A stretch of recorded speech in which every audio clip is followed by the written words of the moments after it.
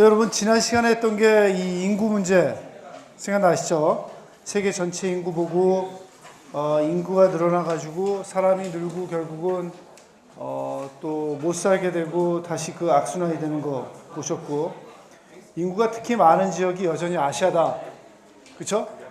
그런 거 보셨고, 그 다음에 열악한 환경, 사람들이 많이 살아서 있는 열악한 환경들 보셨고, 여러분 이 파이 생각나세요? 파이 얘기했던 거? 그쵸?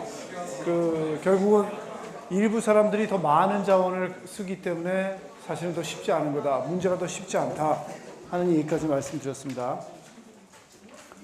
그 다음에 이 물고기, 생선 먹는 거. 그 다음에 이 얘기했고, 그 다음에 그 푸드에이드 문제는 다시 한번 말씀드리지만 제가 그 토론 과제로 여러분들한테 드린 거죠. 그래서 여러분들 꼭 의견 내주시면 좋을 것 같고요. 그 다음에 여러분 생태계, 에코시스템하고 에콜로지컬 커뮤니티 이쪽으로 들어왔습니다. 그래서 지난 시간에 특징적으로 아주 중요하게 했던 얘기가, 생태계라는 거는 에콜로지컬 커뮤니티, 그 안에 살고 있는 그 생물체들하고 여러 가지 그 생물체들하고, 그 다음에 그 생물체가 살고 있는 그 무생물적인 환경, 그런 것들이 합쳐가지고 생태계다 하는 겁니다. 그냥 단지 환경만 가지고 생태계가 되는 것도 아니고 생물체만 가지고 생태계가 되는 게 아니고요. 그게 다 합쳐져야 생태계가 된다 하는 겁니다. 그 생태계의 특징은 여러분 잘 아시겠지만 사실은 뭘로 우리가 많이 이해하고 있어요. 먹이 사슬, 그리고 또 먹이 그물이라고 하잖아요. 푸드웹, 그것들 먹이 사슬이 여러 개가 모인 그런 구조. 에다가 그 안에서 특징적으로 우리가 눈으로는 안 보이지만 그 엘리먼트들의 사이클이 있다는 겁니다. 엘리먼트라는 거는 우리가 지난 시간에 보신 것처럼 물질의 순환, 그런 것들이 먹이 사슬을 통해서 그것들이 있고, 또 에너지 플로우도 있다. 물질만 도는 게 아니라 에너지까지 같이 돌아가는 흐름이 있는 게 요 생태계의 특징이다 겁니다. 그리고 생태계라는 거는 여러분 단일 종 가지고는 생태계가 이루어지지 않는다 그랬죠. 그렇죠? 단일 종이 자기가 자급조적하는 경우는 없다 하는 겁니다. 그렇죠?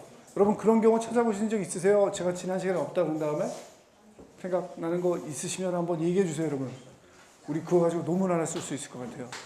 그러니까 좋은 경우가 생각나시면 꼭 한번 얘기해 주시고, 제가 여태까지 본 바로는, 그리고 여태까지 많은 사람들이 본 바로는 없습니다, 여러분. 그래서 이 푸드체인하고 트로픽 레벨 하면서 여러분 요 다양한 푸드웹, 육상 생태계에 있는 푸드웹, 먹이 그물의 한 예를 보여드린 거죠. 그렇죠? 먹이 그물의 예로서 여러분 여기서 보시면 아시겠지만 아주 작은 이런 것들을 먹는 식물이 있고, 식물을 또 먹는 1차 소비자가 있고, 2차 소비자가 있고, 3차 소비자가 있고, 이런 식으로 돌고 돈다는 겁니다. 그리고 또 지난 시간에 여러분 중요하게 한 가지 말씀드렸는데, 우리가 생태계의 건강성이 위협을 받는다, 그렇게 생각을 할 때 많은 경우에 뭐 가지고 생각을 한다 그랬어요, 여러분? 어떠한 특정한 종 가지고 생각을 한다 그랬죠? 근데 그 종이 우리가 많은 경우에 사실은 그 종이 이 생태계에서 얼마나 하는 역할이 크냐, 그런 거 가지고 한다기보다는 주로 멸종위기에 처한 종 가지고 여러분 우리가 얘기를 많이 하죠. 여러분 그런 경우 우리 어떤 경우 얘기했었죠? 지난 시간에? 우리 들은 경우 신문이나 아니면은 외국 같은 데서, 미국 같은 데서는 사람들 뭐 좋아한다고요, 여러분? 콘돌 그런 거 좋아한다 그랬죠. 그런 것들 꼭 보호해야 된다고 생각하고 사람들이 신경을 많이 쓰고, 여러분 우리나라에서 예? 도롱뇽, 그렇죠. 도롱뇽 얘기 있었죠. 도롱뇽이 어디였죠? 그게 터널이었죠. 사피산 터널인가? 그렇죠. 천성산. 예. 그 다음에 또 뭐 있죠? 들어보신 경우 있으세요?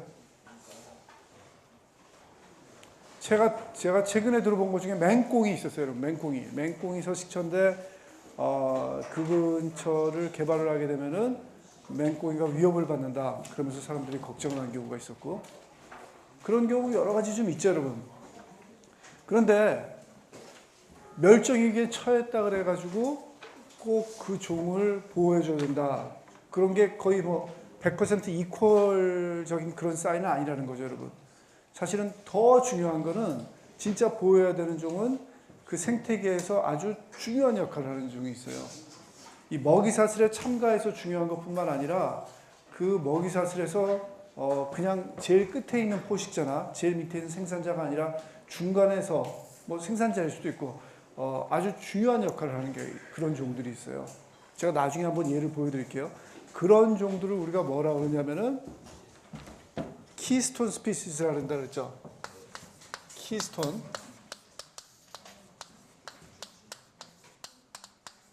스피시스 이런 것들이 아주 중요하다 하는 겁니다. 이런 것들을 보호해줘야 단지 한 가지 종이 아니라 그 어떤 특정한 생태계의 건강성 자체를 그 자체를 보호해주는 그런 역할을 하기 때문에 이런 키스톤 스피시스에 신경 쓰는 게 아주 중요하고, 반대로 여러분 멸종위기에 처하고 눈에 잘 띄고 그런 종들을 뭐라 그러냐면은 인디케이터 스피시스라고 그래요.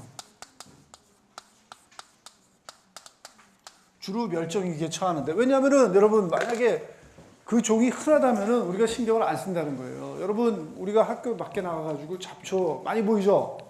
잡초가 아무 역할을 안 하는 거 아니죠, 여러분? 잡초가 분명히 생산자로서 역할을 합니다.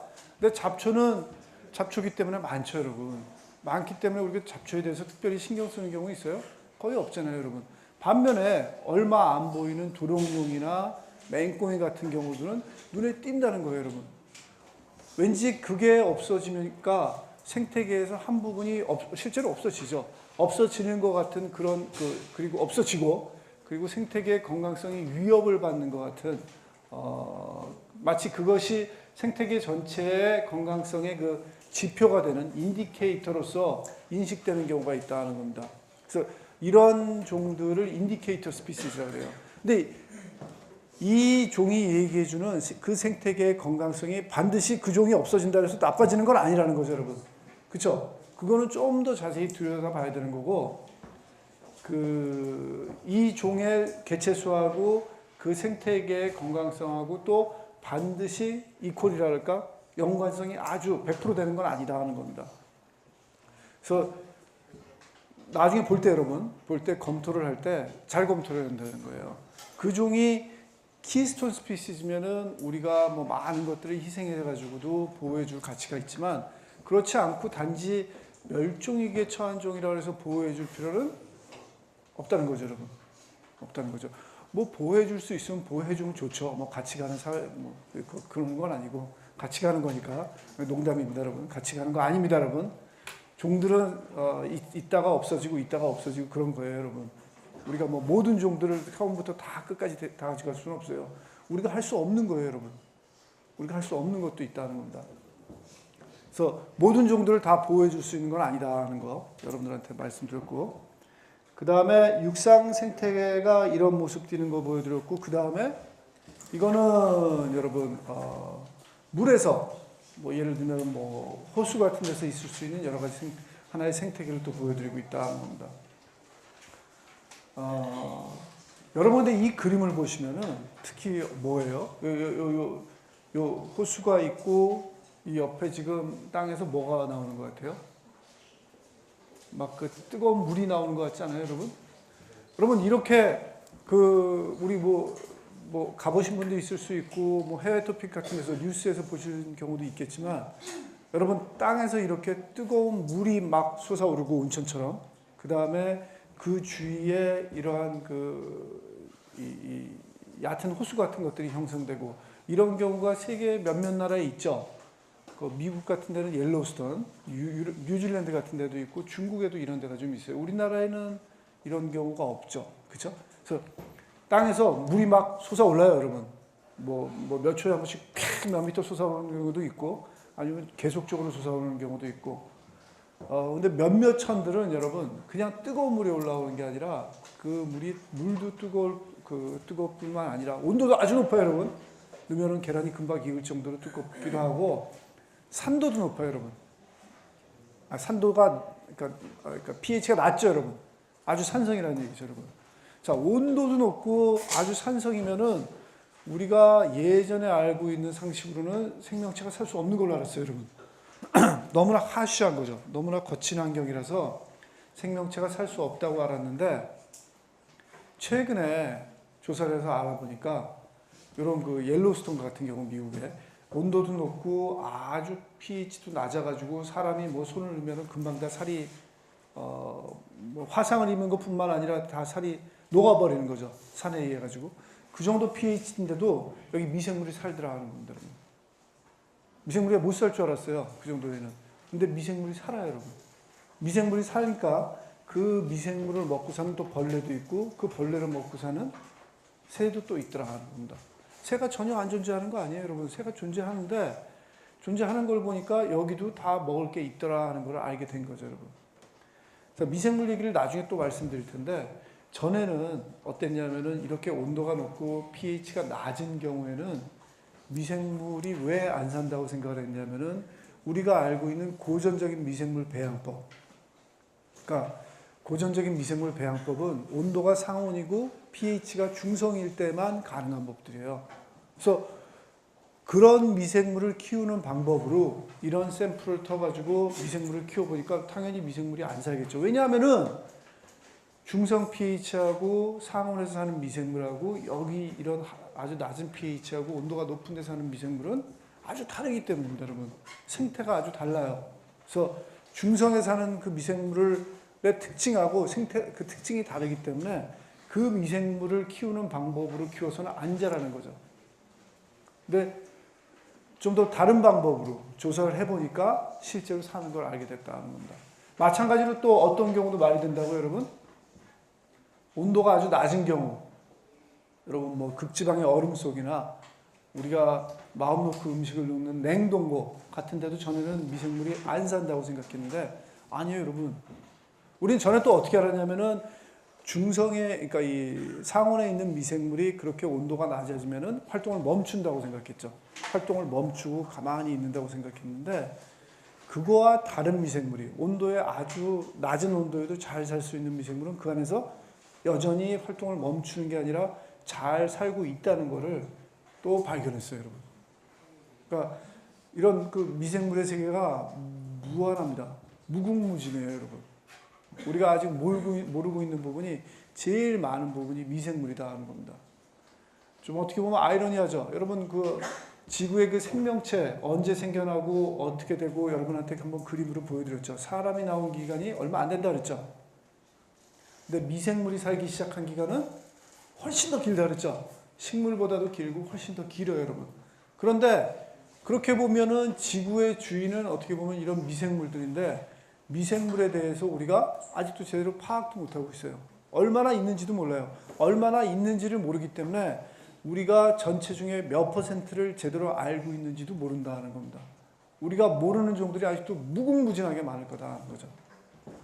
그래서 이런 그 핫스프링에도 실제로 미생물도 존재하고 푸드웹도 있다는 거 이로써 여러분들한테 보여드리고, 여러분 바닷속에는 당연히 이런 푸드웹이 있는 거 잘 아시죠? 그렇죠? 작은 물고기, 큰 물고기 뭐 점점 이렇게 올라가죠. 주로 먹는 것들이 우리 많이 배운 플랑크톤 이런 것들을 먹고 작은 물고기, 큰 물고기로 이렇게 올라간다는 겁니다.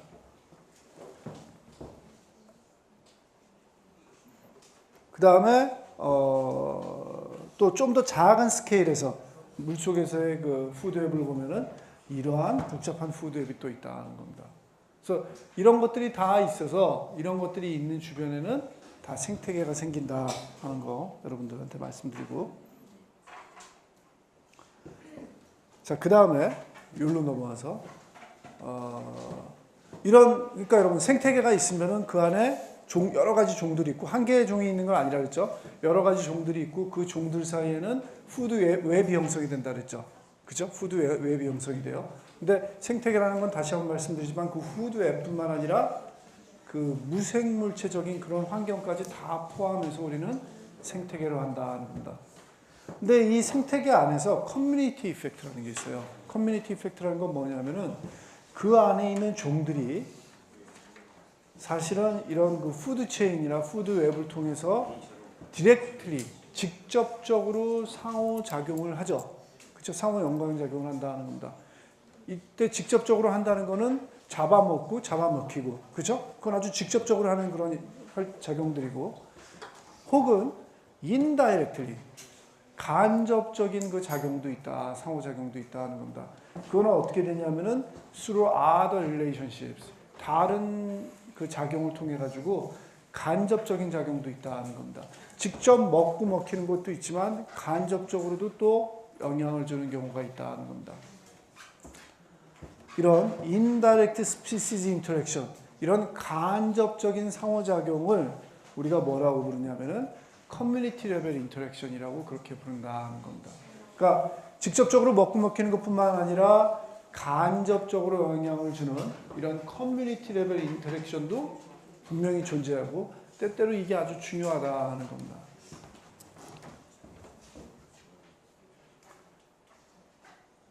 자, 그 예로서 이거 한번 봅시다, 여러분. C-오토하고 커뮤니티 이펙트 한번 보시면은, 자, C-오토라는 경우가 이거예요, 여러분. 자, C-오토라는 애가 누구냐 하면은 제 여러분. 제 지금 물 위에, 수초 위에, 해초 위에 떠가지고 지금 누워서 배를 하늘로 하고 지금 나태하게 누워있는 애 있죠. 때때로 저거라거나 아니면 물 속에 들어가서 저렇게 헤엄치면서 먹이 사슬에서 작용을 하니까 뭔가 잡아먹고 있겠죠, 여러분. 그쵸? 이런 C-오토가 아주 대표적인 그 커뮤니티 이펙트를 보여준다는 겁니다. 자, C-오토가 하는 건 뭐냐면 여러분, 이쪽 그림을 한번 보세요. C-오토 그러면은 여러분 그 육상에서 수달 있죠, 수달. 수달, 여러분 수달이 어떻게 생겼는지 아세요? 어떻게 생겼어요, 여러분? 수달? 수달이 여러분 사실은 상당히 또 중요해요. 육상 생태계에서 하천 주변에서도 아주 생태학적으로 되게 중요하거든요. 여러 가지 중요한 역할을 많이 하는데, 생긴 거는 꼭 그 뭐 쥐같이 생겼죠, 여러분. 쥐같이 생겼는데 쥐보다는 좀 크고, 뭐 그림은 마치 물고기처럼 그렸지만 물고기 같이 이렇게, 그러니까 물개처럼 그렸지만 물개 같지는 않고, 약간 물개보다는 작고 쥐보다는 좀 크고, 이도 보면은 여러분 이렇게 앞니 두 개가 이렇게 아주 크게 나와가지고 실제로 이렇게 풀 같은 것들을 잘 갉아먹죠. 그런 역할들을 많이 한다는 겁니다. 그래서 뭐 육식도 하고 풀 같은 걸 갉아가지고 또 자기 우리도 만들고 또 땅을 파가지고 그 안에서 거주하기도 하는 아주 중요한 역할을 하는 게 수달인데, 바다에서 이 해달은 어떻게 역할을 하냐면은 주로 뭘 잡아먹냐면 여러분 요 성게, 얼친 그러면 성게죠, 여러분. 그죠? 성게 맛있죠? 자, 여러분 성게 싫어하시는 분 드물죠? 해산물을 특히 싫어하지 않은 경우에는, 그러지만 않으면은 성게 괜찮게 여러분. 특히 이 성게 미역국이나 성게 비빔밥 같은 거 아주 괜찮아요, 여러분. 그렇죠? 그래서 이 맛있는 성게를 이놈이 잡아먹어요. 나쁜 놈이죠, 그렇죠, 여러분? 얘가 안 잡으면 우리가 좀 더 좀 싸게 많이 먹을 수 있을 텐데, 얘가 겉도 먹고 또 뭐도 먹냐 하면은 다른 조개 같은 것들도 잡아먹고 있어요. 우리가 먹어야 될 성게를 얘가 먹는 면에서 상당히 나쁜 놈인데, 얘가 아주 중요한 역할을 한다는 겁니다. 얘가 요 성게를 잡아먹어서 성게의 개체수를 조절을 해요. 요 생태계 내에서. 근데 만약에 요 CO2가 없고 성게의 개체수가 조절이 안 되면은 요 성게들은 어떤 역할을 하냐면은, 요 지금 해초들이 많죠, 여러분. 요 바다 안에 해초가 많습니다. 여러분, 바다의 해초거나 아니면 뭐 냇가나 강가에 있는 수초거나, 해초나 수초는 여러분 상당히 중요해요, 안 중요해요? 중요하죠. 여러분, 우리 어렸을 때도 들었잖아요. 지금 상식적으로 알고 계시고. 그렇게 풀이 있으면은 뭐 어떤 역할을 해요?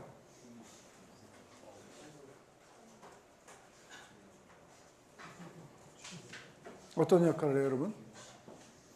정해서 할 얘기가 있는 것 같은데 하세요. 수초나 해초가 있으면 어떤 그 작용이 있어요?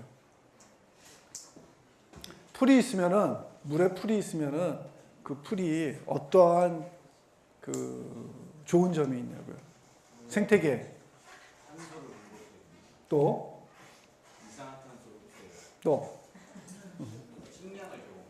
식량. 그렇죠. 식량도 제공하고, 또 우리 또 듣는 얘기 있잖아요, 여러분. 그렇게 풀이 있으면은 물고기들이 그 근처 가서 뭐예요? 숨어요. 또 알도 낳고, 그렇죠? 여러 가지 중요한 역할을 많이 한다는 겁니다. 그 얘기하고 있었나 보네, 진짜. 대답을 잘하네. 여러분, 이렇게 수초가, 해초가 아주 중요한 역할을 하는데, 이 성게가 많아지면 어떤 역할을 하냐면, 이 성게가 요 수초나 해초의 밑둥에 가가지고 요 수초나 해초를 갉아버려요, 여러분. 갉아버린다고요. 그러면은 요걸 갉아버리면은 요것들이 중간에 끊기겠죠. 밑둥이 끊긴단 말이에요. 그러면 수초나 해초가 개체수가 줄어들어 버려요, 여러분. 개체수가 줄어든다고요, 여러분. 성게가 많아지면은. 자, 그렇게 되면은 상대적으로 성게가 직접적으로 역할 준 건 아니에요. 근데 수초나 해초는 방금 정혜성 군이 얘기한 것처럼 상당히 이 생태계에 긍정적인 역할을 많이 하는데, 서식처도 제공하고 알도 낳게 해주고, 그 다음에 뭐 이산화탄소도 제거하고 산소도 제공해주는 그런 중요한 역할을 하는데, 근데 여러분, 제가 나열한 이런 것들이 먹이사슬을 통한 직접적인 작용입니까?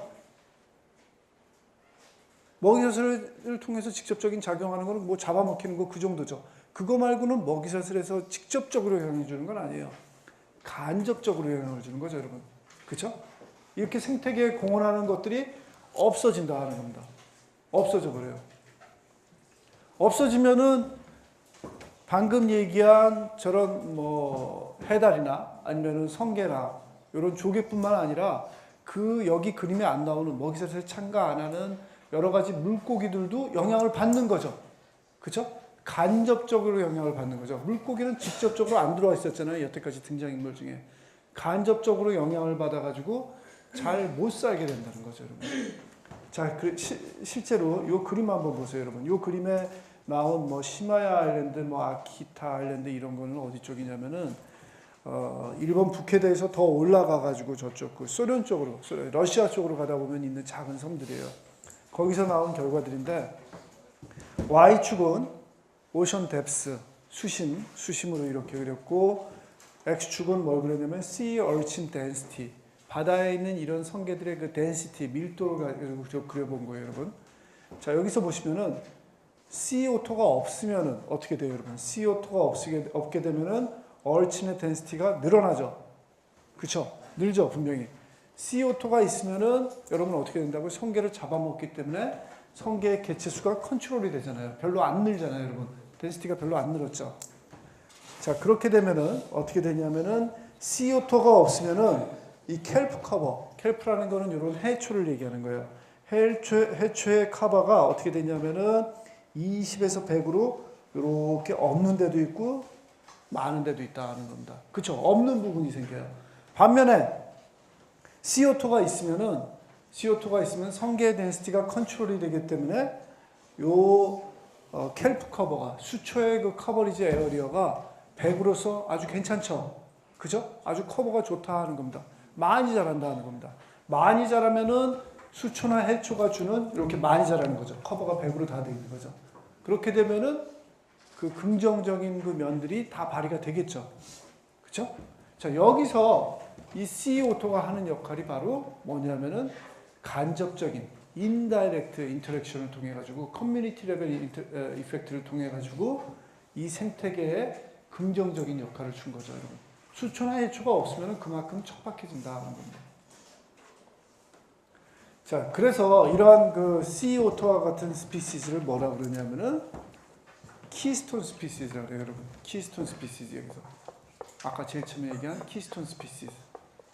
키스톤 영어로 뭐라고요, 여러분? 단어 찾아보시면은 주춧돌, 그렇죠? 아주 중심이 되는 아주 중요한 돌이라는 얘기죠, 여러분. 그렇죠?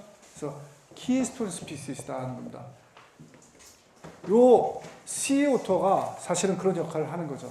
단지 자기가 먹고 먹히는 거 그것뿐만 아니라 그걸 통해 가지고 실은 다른 종들한테 간접적으로 커뮤니티 이펙트를 통해 가지고 아주 중요한 역할을 하는 거죠, 여러분. 그래서 만약에 여러분 뭐 그런 경우는 없겠지만 여러분들한테 초이스가 있다. 이런 생태계에 가서 한 종을 없앨 수밖에 없다. 아니면 어떤 한 종은 꼭 멸종이 돼야 된다. 하고 희생이 돼야 된다 하면 어떤 종에 더 신경을 써야 된다? 물론 여러분 성게 비빔밥이 맛있고 성게 미역국이 맛있지만 아쉽지만 여러분 우리는 CO2를 이럴 때는 희생하면 안 되죠, 여러분. 그죠? CO2는 꼭 킵해야 되는 거죠. 꼭 킵해야 된다는 겁니다. 또 많은 경우에 키스톤 스피시즈가 여러분 먹이사슬에서 제일 위에 있는 경우는 키스톤 스피시즈가 잘 안 되는 경우도 많이 있죠. 왜냐하면 여러분 한번 생각해 보세요. 먹이사슬은 제일 밑에서부터 위로 올라가잖아요. 중요한 놈은 뭐 중간에 있는 놈이든지 아래에 있는 놈이 더 중요할 것 같지 않아요? 제일 위에 있는 놈은 저희가 좀 덜 먹으면 되지 뭐. 딴 애가 먹고 뭐 중간 애가 번성하면 될 텐데 근데 이 경우 CO2 같은 경우는 상당히 위에 있을 놈인데 이렇게 중요한 역할을 한다는 겁니다. 그래서 아주 중요한 개념입니다, 여러분. CO2라는 거는 keystone species고 has a large effect on its community or ecosystem. 아주 큰 역할을 하는 거죠. 보셨죠, 여러분? 이렇게 큰 역할을 한다는 겁니다. 이코시스템 밸런스에 그래서 아주 중요한 역할을 한다는 겁니다. 여러분, 사람은 우리가 키스톤 스피시스일까요? 아닐까요? 인간.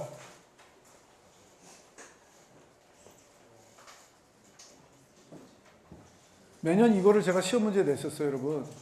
시험 문제 냈었는데 올해는 여러분들한테 이렇게 물어보니까 시험 문제 못 내겠죠? 어떨 것 같아요? 사람이 키스톤 스피시스일까요?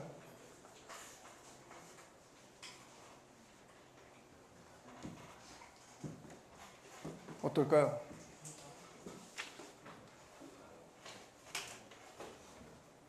여러분, 키스톤 스피시즈의 정의를 요걸로만 한정합시다. 만약에 요걸로만 지금 한정해 보세요. 제가 아까 키스톤 스피시즈를 얘기할 때는 어떻게 얘기했냐면은 그 먹이사슬, 그 생태계에서 존재를 해가지고 그 키스톤 스피시즈는 존재해가지고 그 생태계의 건강성에 그 유지하는데 아주 긍정적으로 좋은 역할을 미치는 게 키스톤 스피시즈라 그랬죠. 근데 그렇게 하지 말고 긍정적이란 말을 빼고 만약에 요걸로써 요 문장으로써 키스톤 스피시즈의 정의를 한정을 한다면 여러분 large effect on its community or ecosystem 이걸로써 한정을 한다면 사람은 키스톤 스피시즈예요? 어떻게 생각하세요?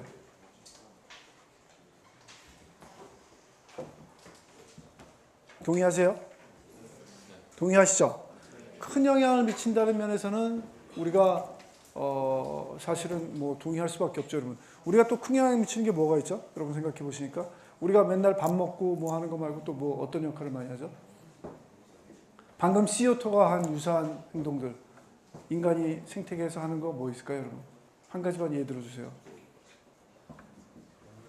먹는 거는 다이렉트한 그런 인터랙션이고 먹는 거 이외에 또 하나만 더 뭐 있을까요?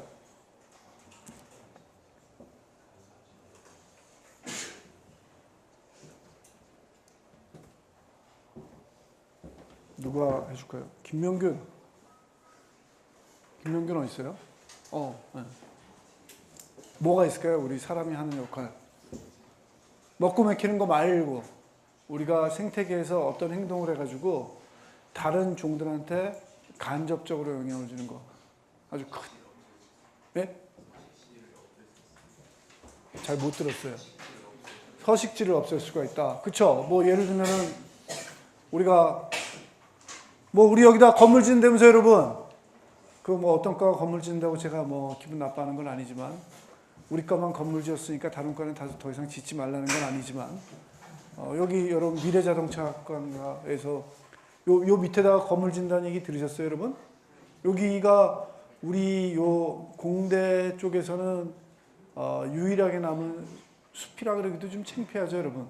나무 몇 그루 모여 있었는데 여러분 이미 좀 클리어했어요. 많이 없앴는데 그런 그 작은 숲 같은 거 없으면은 서식처 없애시죠, 그렇죠? 우리가 뭐 먹은 거 아니죠? 그 나무 먹은 거 아니에요, 여러분. 우리가 맥힌 것도 아니고 우리가 거기다가 뭐 개발을 하려고 빌딩을 지으려고 그렇게 나무 몇 그루를 없애다 보면은 당연히 그 서식처가 없어지겠죠. 이런 것들 뭐 한두 가지겠습니까? 너무 많죠, 여러분. 그죠?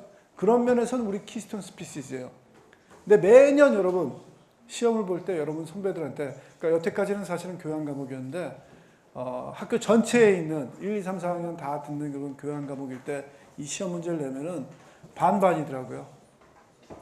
그러니까 이 키스톤 스피시즈의 정의를 라지 이펙트 플러스 긍정적인 역할, 생태계 유지의 긍정적인 역할까지로 확대해가지고 물어봤을 때는 사람이 실제로 긍정적이다라고 그렇게 논리를 퍼서 대답하는 분들도 있고 아니다 하고 대답하는 분들도 있는 것 같아요. 모르겠어요. 정확한 정답은 저도 잘 모르겠어요, 여러분. 뭐 심정적으로야 긍정적이고 싶지만 부정적으로 한 것도 너무나 많죠, 여러분. 그래서 뭐가 더 뭐 정확한 정답인지 모르겠는데 그렇게 답을 막 믹스드로 나오더라 하는 겁니다, 여러분. 자, 이렇게 된 거, 키스톤 스피시즈, 그리고 커뮤니티 이펙트 이런 것들 설명 들었고 이런 커뮤니티 이펙트를 보면 여러분 요 문장이 생각이 나시죠? 이거 보세요. The whole is more than the sum of its parts. 원래 에코시스템은 여러분 제일 처음에 우리가 배울 때 뭐라 그랬죠, 여러분? 뭐로 이루어져 있다고요? 뭐하고 뭐예요, 여러분? 에콜로지컬 커뮤니티, 여러 종들하고 그리고 각각 종에 속한 개체수하고 무생물적인 환경의 합이 생태계라 그랬죠. 그죠? 원래는 요 두 개가 구성물인데 실제로 요 두 개가 합쳐진 생태계를 보면은 이게 이퀄 사인이 아니더라 하는 겁니다. 이렇게 된다는 거죠. 부등호가 이쪽 방향이라는 거죠. 왜냐하면은 요 안에 또 뭐가 있다는 거예요. 우리가 다 설명을 못하는 인다이렉트한 그런 인터랙션, 커뮤니티 이펙트 같은 것들도 있더라 하는 겁니다. 그래서 그 문장을 보시면은 다시 한번 전체가 에코시스템이라는 전체가 그 구성물이라고 얘기한 그 생물체들하고 생물체가 아닌 무생물적인 환경의 단순한 합 이상이더라 하는 겁니다. 그렇죠? 우리가 딱 눈에 안 보이는 여러 가지 그런 작용까지 다 합쳐서 생태계가 된다 하는 겁니다.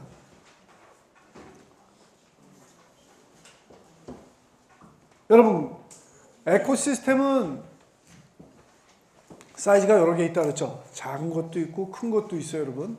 그렇죠? 여러분, 에코시스템을 어떻게 찾았는지 여러분들이 우리가 어떻게 알죠? 이게 에코시스템인지 아닌지?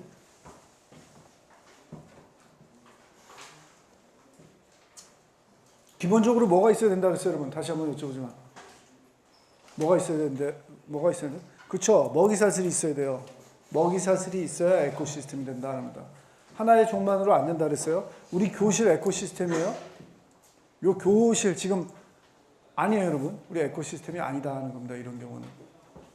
이런 경우는 아니고 뭐 아까 보여드렸던 여러 가지 그런 먹이사슬들이 작은 스케일일 수도 있어요. 예를 들면 작은 숲일 수도 있고 아니면 한반도 전체일 수도 있고 경상북도일 수도 있고 제주도일 수도 있어요, 여러분. 그런 정도. 아니면 아시아일 수도 있고 아니면 뭐 한강 유역 그렇게도 될 수 있고 뭐 팔당호 그런 것들은 에코시스템이 돼요. 근데 좀 더 작은 것들은 에코시스템이 안 된다는 겁니다. 크면은 에코시스템은 되겠죠, 당연히. 크면 에코시스템이 될 텐데 작으면은 안 된다 하는 거 말씀드리고. 자, 그 다음에 여기서 바이오스피어 2라는 거 한번 여러분한테 설명드릴게요. 여러분, 바이오스피어가 뭐라 그랬어요? 제가 정의했는데 바이오스피어 뭐라고요? 기억이 안 나시더라도 여러분 여기서 여러분들이 게스할 수 있어요. 바이오는 뭡니까? 생물체를 얘기하는 거죠. 스피어. 우리가 구라 하면은 물리적인 공간을 얘기하는 거죠. 그래서 바이오스피어라는 건 뭐냐면은 생명체가 살고 있는 공간을 얘기해 주는 거예요. 특히 방금 전에 여러분들이 구라고 얘기하셨잖아요. 바이오스피어 그러면은 우리가 일반적으로 어디를 얘기하냐면은 우리 지구를 얘기한다는 겁니다. 지구가 아니라 그랬죠. 뭐라고요? 수구. 우리 수구를 얘기해 준다는 겁니다. 우리 별을 얘기해 준다는 겁니다. 네, 바이오스피어 2라는 게 있었어요, 여러분. 바이오스피어 2. 지구가 아닌 바이오스피어를 얘기해 준다. 뭘까요, 여러분? 화성? 수성? 달? 여러분, 제가 바이오스피어 치니까 바이오스피어 2 나오죠? 그쵸? 이거 한번 찍어 볼게요. 자, 바이오스피어 2 대충 보시니까 이런 사진이 있고, 이거 뭐예요, 여러분? 무슨 뭐 이슬람 사원 같네? 그런 게 있고, 뭐 그렇게 정확하진 않을 테지만 그래도 위키피디아 읽어봅시다, 여러분. 여러분도 그러시지 않으세요? 일단 위키피디아가 제일 먼저 뜨니까 읽어보죠. 그쵸? 읽어봅시다. 특히 우리 모두의 백과사전이라는데 읽어줘야죠, 여러분. 게다가 한글인데.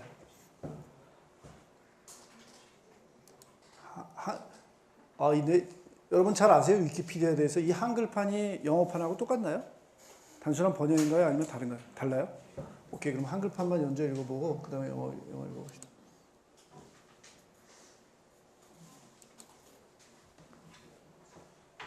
자, 여러분 보세요.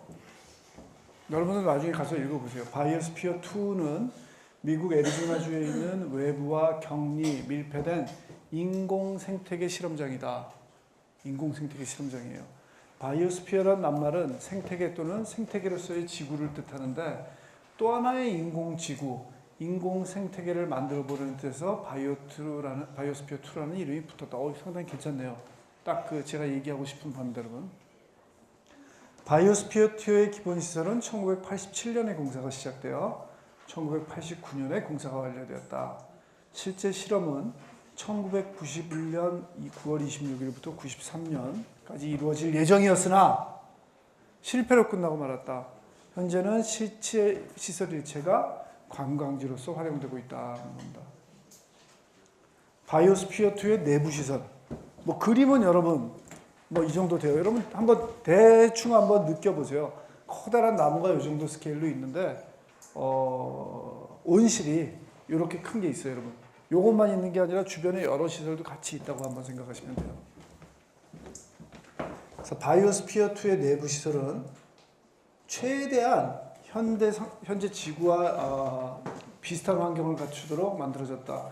열대 우림지역, 바다, 사막 등 7가지의 자연생태계가 조성되었으며 자연생태계를 만들어 본 거예요, 여러분. 자연생태계를 만들었어요. 그 온실을 그러니까 큰 거 하나에 다 그걸 구현한 게 아니라 여러 온실을 만들어가지고 여러 생태계들을 구현해봤다는 겁니다.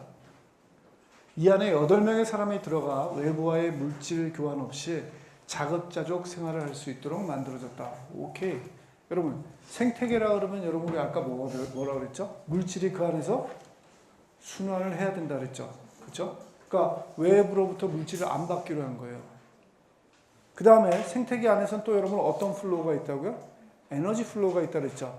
에너지 플로우가 있는데 그 경우에는 이 바이오스피어 2가 이 태생적으로 어쩔 수가 없어요. 왜냐하면 여러분 왜요? 온실이니까 태양이 들어오죠. 그렇죠? 에너지는 들어와요. 그 안에서 그냥 끝난 게 아니라 그 안에서 외부에서 계속 받았다는 겁니다. 그건 넘어갈 수도 있을 것 같아요. 왜냐하면 왜요, 여러분? 지구도 그렇잖아요. 지구도 에너지는 외부에서 받고 그 안에서 물질이 순환되는 거니까 바이오스피어 1이라는 건 없지만 지구를 시뮬레이트하기 위해서 만들었다면은 바이오스피어 2를 괜찮은 것 같아요, 여기까지는. 자, 그 다음에 이런 것들을 만들었고 내부에는 3천여 종의 생물을 집어넣었대요. 와우. 식물도 넣고 막 벌레도 넣고 동물도 넣고 했나봐요. 그렇게 해가지고 또 아마존에서 가져온 식물도 심고 산호초도 카리브에서 가져오고 다양한 종류의 동물도 함께 넣어졌다는 겁니다. 사람 8명과 더불어. 실험 결과 핵심은 뭐라고 여러분? 실패를 했어요. 왜 실패했냐면 여러분 한번 읽어봅시다. 학생이 한번 읽어주세요. 네, 크게. 과학자들의 예상과 달리 얼마 지나지 않아 바이오스피어 2 내부의 산소가 갈수록 부족해지는 현상이 나타났다. 먼저 바이오스피어 2의 콘크리트 구조물이 공기를 흡수해버렸고 구조물 자체의 결함과 외부 날씨로 인해 태양 광선 유입량이 충분하지 못해서 식물이 산소를 만들 수 없었다. 가장 큰 이유는 열대 우림 지역에 조성된 흙에 함께 포함된 미생물들이 흙 속의 탄소를 이산화탄소로 분해하면서 산소를 많이 소비했기 때문이다. 실제로 5명으로 구성된 환자들이 들어가고 시스템이 밀폐된 지 얼마 안 있어 공기 중의 산소 농도가 15%까지 급격하게 하락했다. 여러분, 그렇죠. 심각해진 거죠. 공기 중에 산소 농도가 15%까지 떨어지면은 우리 보통 지금 20% 내외 얘기하잖아요.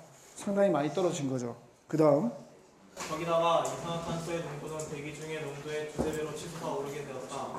낮에는 그래도 식물들의 광합성으로 인해 산소 농도가 회복되다가도 밤이 되면 급격하게 저하되는 유동이 발생했고 토양을 비옥하게 하기 위해 일부러 유기물 함유량이 많은 흙을 넣었던 것도 토양 속의 박테리아의 활동을 왕성하게 만들어서 산소 농도 감소에 한 몫을 했다. 그 박테리아들이 내뿜는 이산화탄소로 인해 공기 중에 이산화탄소 농도가 급격하게 올라가면서 식물들의 광합성만으로는 이산화탄소 농도의 조절이 불가능한 지경이 되었고 바닷물의 이산화탄소 흡수 능력도 너무 작은 규모로 인해 제 역할을 하지 못했다. 오히려 바닷물의 이산화탄소가 많이 녹게 되면서 산성화되어 산호들이 녹기 시작했고 이로 인해 실험자들은 중산성염을 넣어서라도 바닷물을 중화시켜야 했다. 여러분 그렇게 심플한 아이디어로 생각했는데 그렇게 심플하지 않았던 거죠, 여러분. 너무나 지금 다양한 사건들이 많이 일어나고 걷잡을 수 없을 정도로 된 거예요. 계속 읽어주세요. 이산화탄소 흡수를 촉진하기 위해 심은 나팔꽃은 이상 증식을 하면서 다른 식물들의 생장을 저해하기 시작했고 변화된 기후로 인해 곤충들이 죽고 불개미 등이 대량으로 번식했다. 곤충들이 죽어가면서 꽃가루 운반이 안 되어 식물들의 수정이 어려워졌고 이는 다시 이산화탄소 증가에 악순환을 유발했다. 더불어 실험자들에게 공급될 식량의 생산도 점차 줄기 시작했고 실험자들은 영양 부족으로 말라가기 시작했다. 이런 열악한 상황에 처하게 되자 실험자들의 심리에도 영향이 미치기 시작했고 결국 약속했던 이민을 겨우 채우고서 실험자들이 나올 때쯤에는 실험자들 사이에 파벌이 수정되고 서로 다투게 되는 등 다양한 문제가 발생하게 되었다. 결국 실험자들은 거의 피폐해진 모습으로 실험을 마치고 나오게 되었다. 결국은 여러분 이렇게 됐어요. 중간에 특히 이산화탄소 농도가 올라가고 산소의 농도가 줄어드니까 큰 팬을 달았어요, 여러분. 환풍기를 달아가지고 외부 공기를 유입할 수밖에 없었죠. 유입을 안 하면 일단 호흡이 안 되니까. 그렇게 해서도 결국은 이렇게 여러 가지 그 사고나 이런 것들이 나가지고 안 된 거죠, 여러분. 바이오스피어트를 왜 했겠어요, 여러분? 큰 돈을 들여가지고. 왜?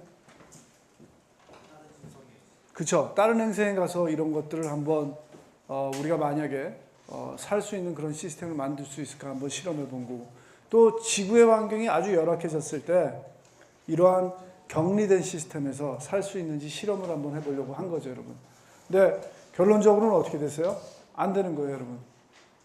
우리가 그렇게 심플하게 보는 생태계, 여러분들한테도 지금 이 수업 시간에 들어와 가지고 생물체, 무생물체, 그 다음에 커뮤니티 이펙트, 그렇게 심플하게 설명한 이 생태계라는 게 그렇게 쉽지 않다는 거죠, 여러분. 이게 한 1960년대에 했던 실험이라면 그때는 과학이 뭐 덜 발달돼서 그렇게 얘기할 수도 있겠지만, 여러분 보셨죠? 이게 언제 한 실험이에요? 90년대 실험이죠? 생각보다 그렇게 오래된 건 또 아니에요, 여러분. 우리가 알 만큼 안 시기라는 겁니다, 여러분. 과학이 어느 정도 발전을 하고 알게 된 시기라는 겁니다. 물론 이 뒤에도 더 많이 알게 됐어요. 특히 생태계나 이런 자연 쪽은 아직도 잘 몰라요. 우리가 잘 몰라서 이 뒤에 알게 된 것도 많긴 많지만 이 1900년, 1990년대 이때만 해도 이런 실험을 했어도 잘 안 되더라는 겁니다. 생태계라는 게 이렇게 만만한 게 아니라는 거죠, 여러분. 그렇죠? 그런 거 한번 볼 수 있다는 겁니다. 그래서 요거 이외에도 여러분 한번 영어로 된 거 실제로 말이 더 많은가 한번 볼까요?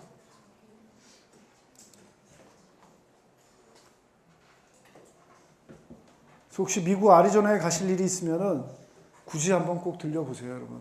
지금 관광지로 돼 있다니까 돈을 내셔야 들어갈 겁니다, 여러분. 실패한 프로젝트라도 그 돈을 내셔야 여러분 들어가시겠지만, 이거 닫아야 되나? 영어는 얼마나 많은가 봅시다.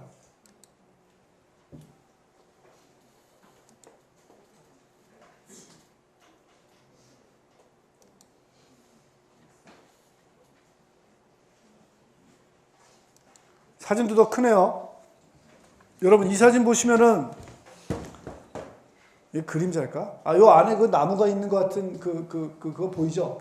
안에도 나무가 있는 거예요, 지금. 그 정도 된 사이즈로 아주 큰 거다.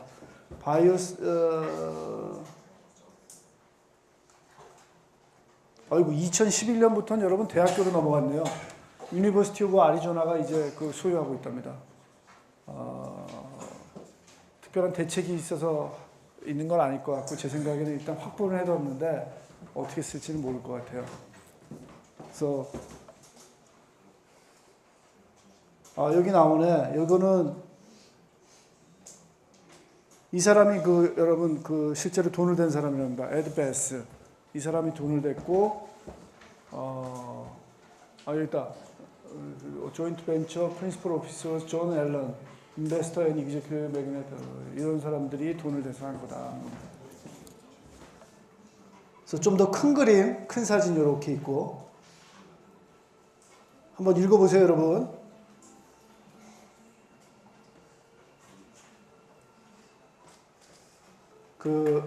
끝나고 실험 끝나고 여러분 여기서 보시면 아시겠지만 지금은 애물단지가 됐어요. 분명한 게 제가 요것만 말씀드릴게요. 1995년에는 콜롬비아 유니버시티가 가져갔어요. 가져갔는데 그게 좋으면 여러분 누구한테 넘기겠어요? 계속 가지고 있겠죠? 근데 잘 안 되고 2006년에는 뭐 또 다른 계획이 있다가 2007년에 아리조나 대학이 이제는 가지고 있다 하는 겁니다. 일단 뭐 가지고 있으면 여러 가지 실험이라도 할 수 있으니까 한번 가지고 있는데 커다랗게 뭐 어떻게 발전시켜야 되겠다 그런 뭐 방향이나 아이디어가 있어서 한 건 아닐 거다 하는 겁니다. 애물단지가 된 거죠. 자, 바이오스피어 투어 이렇게 말씀드리고 그 다음에 여러분 제가 말씀드리고 싶은 거는 프레지던트 부시's No Net Loss Plan이라는 게 있어요, 여러분. 여러분 미국에 최근에 부시 대통령이 둘이 있었던 걸 아시죠? 아버지가 있었고 아들이 있었잖아요, 여러분. 아버지는 담임했나? 그렇죠? 담임했고 아들은 중임했죠. 네, 여기서 부시는 중임한 아들이 아니라 아버지 때 얘기하는 거예요. 아버지 때 어떤 플랜이 있었냐면은 No Net Loss Plan이니까 여러분 뭐예요? net loss는 없다. 그렇죠? 실질적인 손실은 없다 하는 그런 그 플랜이 있었다는 겁니다. 무슨 얘기냐면은 여러분 미국도 우리나라도 그렇지만 미국 같은 데서도 빈 땅이 있고 그러면은 개발을 하고 싶죠, 여러분. 개발을 하고 싶다 하는 겁니다. 근데 개발을 할 때 이미 개발 가능성이 큰 데는 뭐 많이 개발이 됐죠. 뭐 2000년대 이쯤 와가지고는 개발이 거의 다 됐다 하는 겁니다. 그래서 개발을 점점 어디다 하면은 전에 개발 안 하던 곳 그런 데 가서 개발을 해야 진짜 여러분 돈이 되죠. 그렇죠? 전에 개발 안 하던 데가 땅값도 훨씬 지금 떨어져 있고 이걸 가치를 높여가지고 땅값을 확 올려야 부동산 가격을 올려야 진짜 이 개발한 뭐가 떨어질 거 아니에요. 그렇죠? 뭐 개발한다 해서 여러분 이미 땅값 비싼 데 가가지고 명동에 가가지고 뭐 그걸 때려 부수고 새 건물을 짓는다 해서 여러분 임대료를 더 받을 수 있을 것 같아요? 아니죠. 그렇죠? 여러분 이미 비싼 데는 더 개발할 그 가치가 없다는 거예요. 그래서 가격이 없는데 아주 싼 데 가서 개발을 해야 가치가 생기고 가치가 증대가 되고 진짜 개발의 효용이 있다는 겁니다. 어느 나라도 마찬가지예요. 그래서 최근 들어 특히 미국 같은 데서도 보면은 개발을 어디다 하냐면은 그냥 땅이 아니라 웻랜드. 여러분 웻랜드 그러면 습지죠, 습지. 물이 뭐 자주 차는 뭐 상수 침수 구역이나 아니면 뭐 물가에 아주 뭐 진흙 같은데 그런 데를 개발하려고 많이들 노력을 한다는 겁니다. 저지대. 여러분 옛날 같으면은 저지대 물 많이 고여 있는데 개발 안 하죠. 왜냐하면 여러분 공사비도 많이 들잖아요. 그걸 땅을 어떻게 해야 돼요? 마르게 어디서 땅을 퍼와가지고 땅을 흙을 버가지고 그 고도를 높이거나 아니면은 뭐 파일이라 그러죠, 여러분. 나중에 또 배우실 텐데 파일이라 해서 기둥을 깊이 박아야 돼요, 여러분. 얼마나 깊이 박냐면은 한 뭐 5m에서 10m 정도 땅속 깊이 박아가지고 땅 계속 팔면 여러분 기반함이 나오죠. 바위돌이 나오잖아요. 거기다가 기초를 두고 기둥을 이렇게 세워가지고 그 위에다가 판을 해가지고 안 흔들리게 구조를 확실히 한 다음에 개발을 해야 된다 하는 겁니다. 근데 여러분 땅 파면은 돈이 나와요, 여러분? 돈 보통 안 나오고 땅 파면 돈 엄청 들어요, 여러분. 여러분 그 땅 파는 작업이 그렇게 우스워 보이지만 우스워 안 보이겠죠, 여러분. 군대 다녀오신 분들은 많이 경험하셨겠지만 땅 파는 게 얼마나 힘든 작업인지 여러분 아주 힘들고 돈도 많이 드는 작업이다 하는 겁니다. 그래서 그렇게 해가지고는 전에는 타산이 안 맞았기 때문에 안 했는데 요즘은 한다 이겁니다. 특히 그렇게 젖은 지역에다가.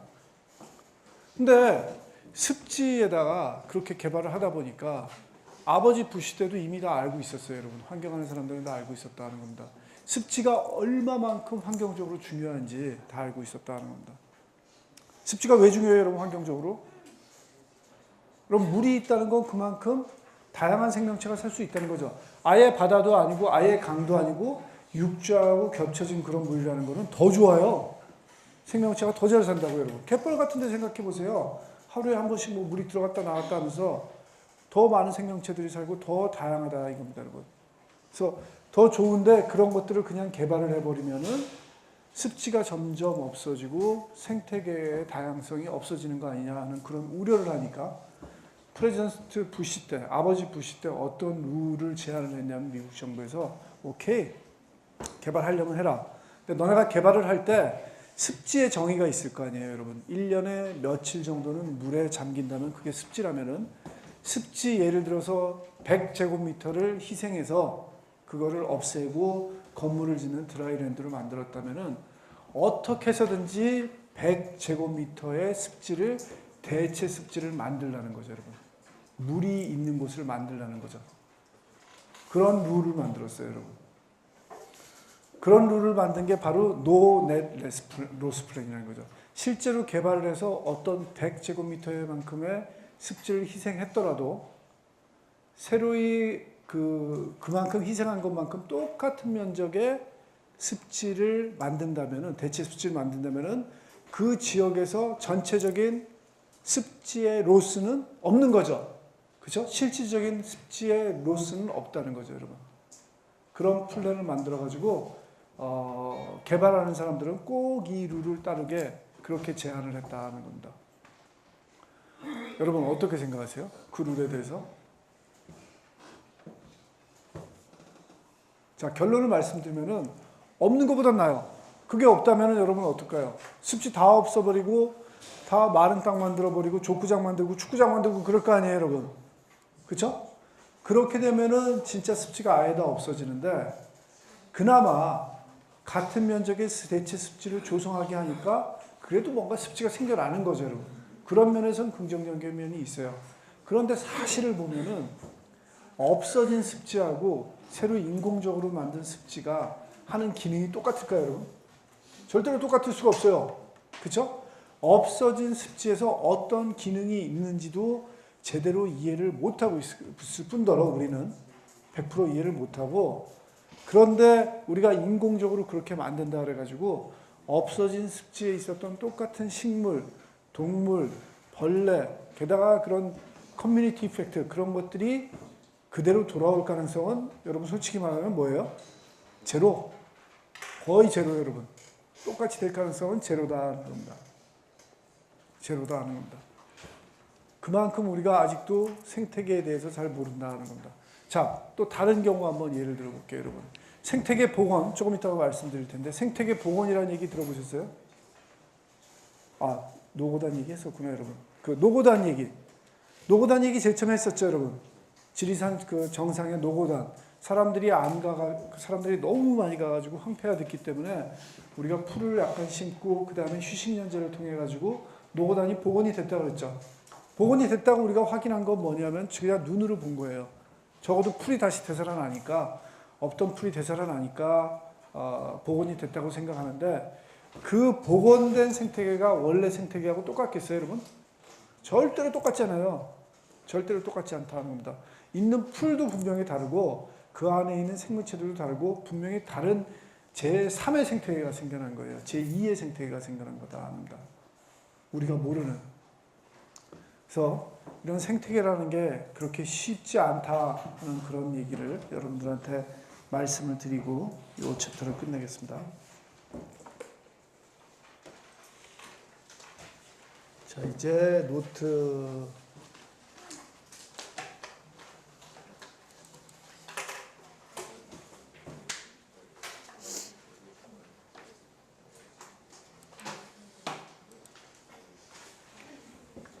팔로 넘어갈게요. 자, Biological Diversity and Biogeography. 그럼 Biological Diversity는 뭐죠? 우리말로 하면? 다양성이죠. 생물의 다양성. 그 다음에 Biogeography라는 건 뭐죠? Geography는 뭐예요, 여러분? 질이에요? 질이에요? 질이에요? 질이에요? 지질은 뭐예요, 여러분? 지올로지죠, 지올로지. 지질은 뭐 하는 거예요, 여러분? 지질학, 그러면? 그렇죠? 뭐 여러분 뭐 암석, 뭐 변성암, 퇴적암, 흙 그런 거 하는 거고 질이라 하면은 그렇죠? 뭐 그 어떤 지역에 따라서 뭐가 얼마나 분포하고 그런 것들 얘기하는 거잖아요. 바이오 지오그래피라는 거는 생물체들이 지역에 어떻게 분포하냐 하는 거죠. 어떤 특정한 지역뿐만 아니라 전 세계 레벨에서도 어떤 위도, 어떤 경도에서 뭐 어떻게 경도까지는 아니겠지만 위도에서 어떻게 그 분포를 하냐 그런 생의 분포를 얘기해 준다 하는 겁니다. 생물체의 분포를 얘기해 주는 게 바이오 지오그래피다 하는 겁니다. 자, 이해 한번 들어볼게요. 퍼플 루즈 스트라이프 뭐냐면 여러분 이거예요. 퍼플 루즈 스트라이프. 그럼 뭐 같이 생겼어요?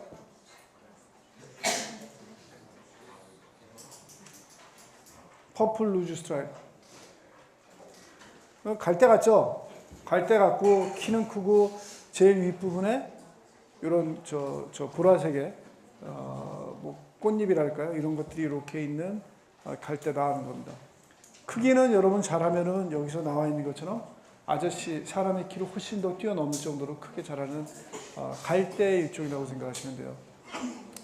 자, 이 퍼플 루즈 스트라이프이 갈대 일종이다. 주로 그 수변 구역에 물 주변에 사는 그런 그 갈대인데 이것들이 원래는 미국에 없었어요. 미국에 원래 토착종이 아니에요. 미국에 없었는데 최근 들어와서 미국의 항구 근처에 가면은 이런 퍼플 루즈 스트라이프가 거의 우점종으로 바뀌었어요. 원래 퍼플 루즈 스트라이프는 여러분 미국에 있던 것들이 아니라 유럽 지역에 있던 것들인데 이렇게 왔다 하는 겁니다. 컴퓨터 학생 강수요? 컴퓨터 가져오지 마세요. 끄세요. 내 노트 안 봤잖아요 지금. 퍼플 루즈 스트라이프는 갈대인데 원래 유럽 지역에 있던 것들인데 이게 미국으로 어떻게 넘어오게 됐냐면은 여러분 배 있죠 배.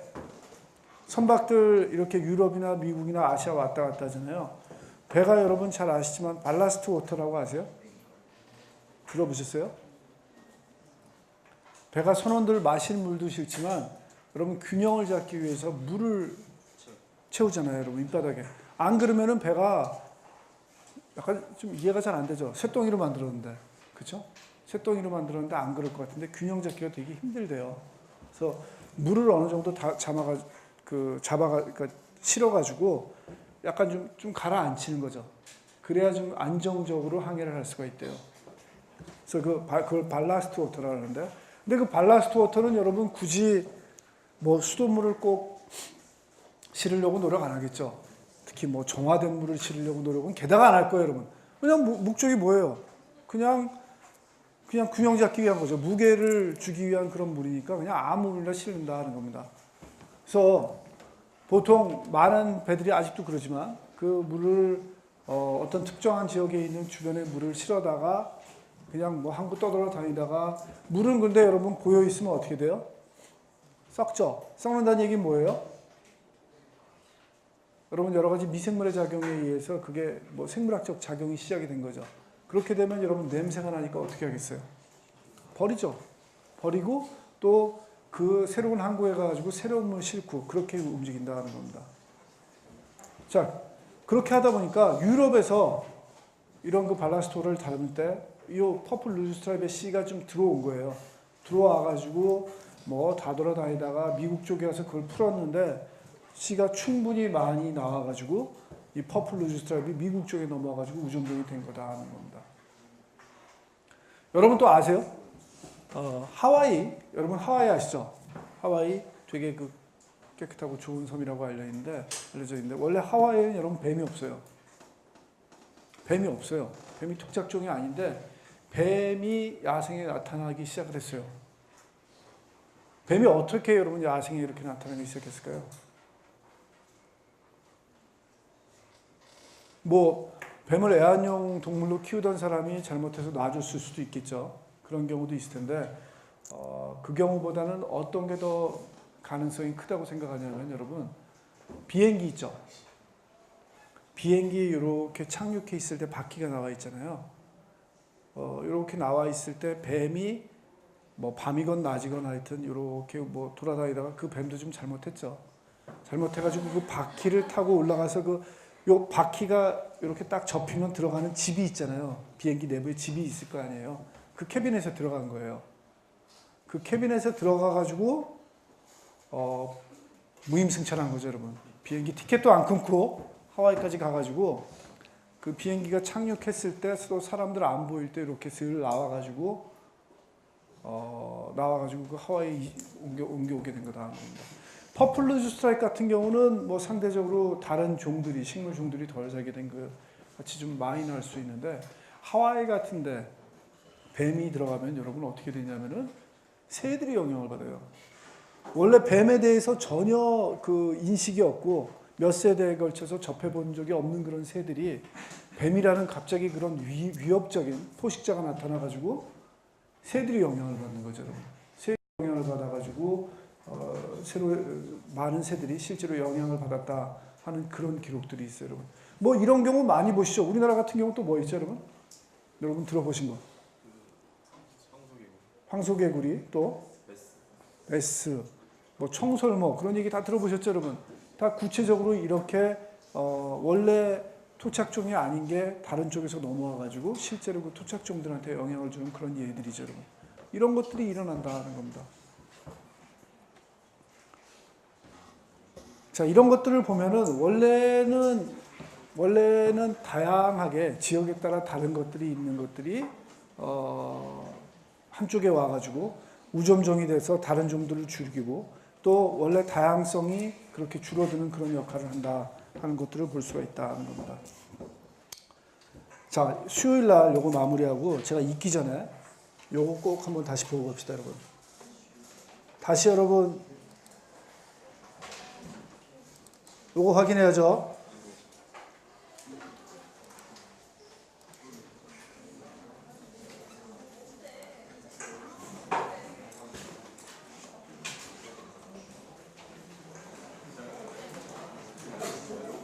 여러분 7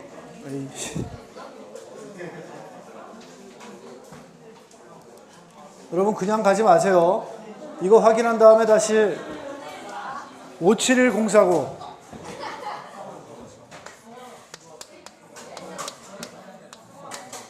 지금 몇 분이죠? 10시 12분입니다, 여러분. 여러분 한번 보세요. 여러분 1시간 조금 넘었는데 그 사이에 세계 인구가 얼마나 는 거예요? 약 10,000명 늘었어요. 10,000명 좀 안 되게. 우리 그 수업하는 사이에 10,000명이 늘었다고, 여러분. 우리 1년에 한양대학교 신입생이 몇 명이나 된다고요? 그쵸? 뭐 4천 안 되지 않나? 안 돼요, 여러분. 4천 안 되는데 거의 1, 2, 3학년이 모집이 됐어요. 1시간에, 여러분. 세계 인구 그렇게 만만한 거 아닙니다, 여러분. 그쵸? 늘고 있어요. 여러분, 이 사실 알고 토론 다시 한번 해보세요. 아직 안 하셨던 분들은 한번 꼭 하시라 하는 겁니다. 아시겠죠? 요 노트 새로 올린 거 있으니까 제 생각에는 시험 뭐 7월 10일? 그때까지 별 문제는 없을 것 같은데 그래도 몇 개 좀 다운받아 놓으세요, 오늘. 그래 주십사 부탁드립니다. 자, 여러분 가기 전에 출석 부르고 갑시다.